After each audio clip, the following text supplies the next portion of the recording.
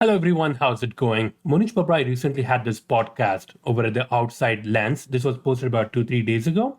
In here, there are two references to Alibaba that he makes in the podcast to one of the questions they ask. So we'll quickly go over that. Yeah, so I mean, it's a fascinating company. I've spent some time looking at it, and but yeah, I mean, I don't understand it well enough to do anything with it.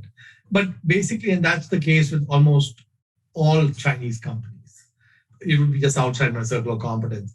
A couple of them that can be, you can get your arms around them. Like, I mean, if you look at companies like Tencent or you look at Alibaba, I think the thing is these companies, when they were embryonic, they almost had only foreign investors. And in fact, very early in the journey, they were really non-Chinese players who backed these companies. And in both cases, at the senior management level and the board level, there's a lot of non-Chinese nationals. They're very key people in different positions who were not born in China. And so I think their DNA is a little bit different than a lot of other Chinese companies because they just grew up with this kind of multinational perspective from day one. So I think they just look different. And these are a little bit easier to get your arms around.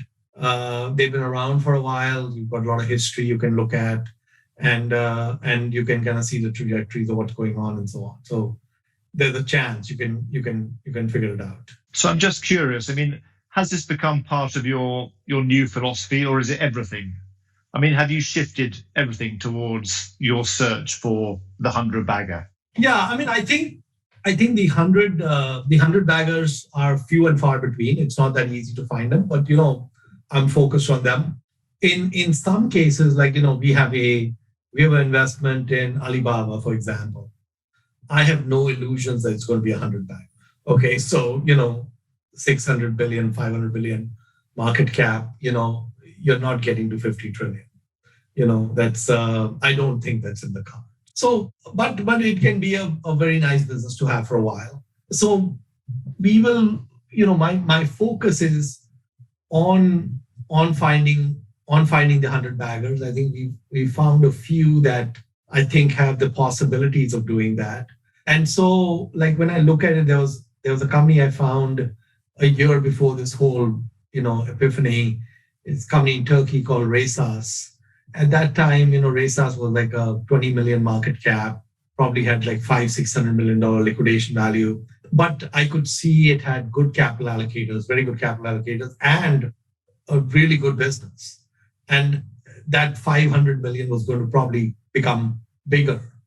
And in the last 2 years, that 500-600 million has moved probably closer to 800 million. The market cap has moved from like 20 to 120. And so now when I overlay that with the next lead framework, Resas, which was a 20 million market cap, could be a 2 billion market cap, maybe in 10 years or something. It's possible, maybe less than that. And so all I got to do there is do nothing, just sit on that. The unfortunate thing about Resas is that we couldn't put a lot of capital, relative to what I manage, we could put maybe like a little more than 1% of what we manage. But that's not a tragedy. I'm happy to have the 1% versus zero. So it's okay. But I think there are some other bets that could get there, which we have more money. And so that can work out. And the hunt is on. Now that I have that target, I can run things through that lens relatively quickly. And most things aren't going to get through that lens. But once in a while, you'll find anomalies, and that's fine.